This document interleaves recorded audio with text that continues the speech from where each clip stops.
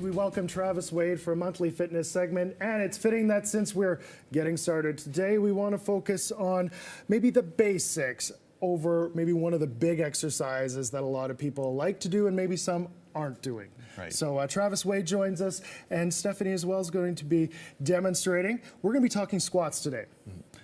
Why are squats important? Oh, squats have such a huge demand on the body.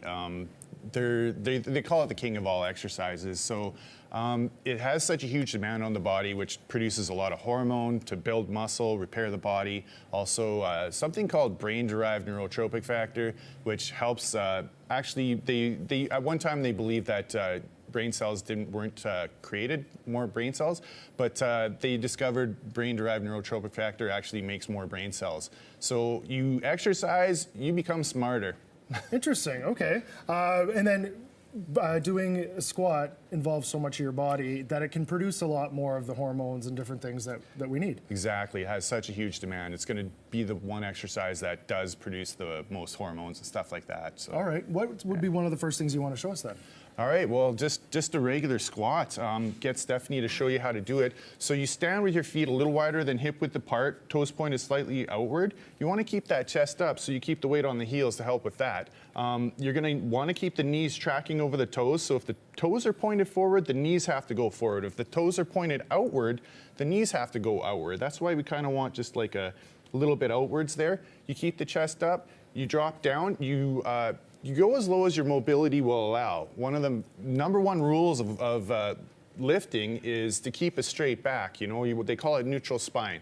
So you go as low as that mobility allows. If you start to tuck under, your butt will tuck under if you go really low, and then you've gone too far. So you want to stay just above that. So should you feel your core engaging when Absolutely. you're doing that? That's one of the most common things you see.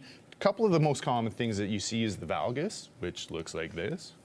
So the knees come in. We don't want to see that. That's the most common thing that we see. The other thing that we see is people don't brace with the abs, so they kind of stick their butt out way too much, and they stretch out the abs.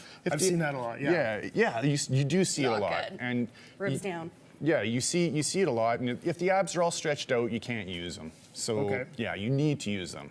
So those are a couple don'ts. Again, and this is one thing I always find interesting is the toe thing. So when your knees are lined with your feet, they can go forward. Yeah, absolutely. Ahead of your toes, but just not to the sides. Well, if your toes are pointed forward, you can put the knees forward. If the toes are pointed out, the knees have to go out. Wherever those toes are, the knees have to track over. Okay. What are some of the different types of squats as far as, I guess, what you want result-wise? Heavyweight versus lightweight.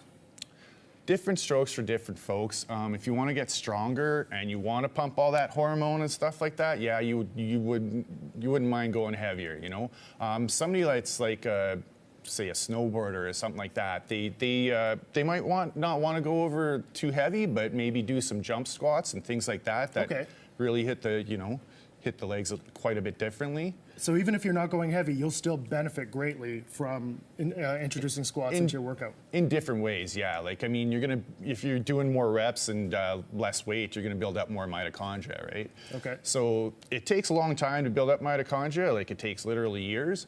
But you do want to build that up if you're like a snowboarder, you got to do some endurance sport, like say swimming. You got to build up the mitochondria in the right areas, right? Okay. So squats are great for so many sports to build up the mitochondria in the right areas. Awesome. Sounds good. Squats, essential. And if you want to learn more about Travis Wade, you can find a link on our website, edmonton.ctvnews.ca.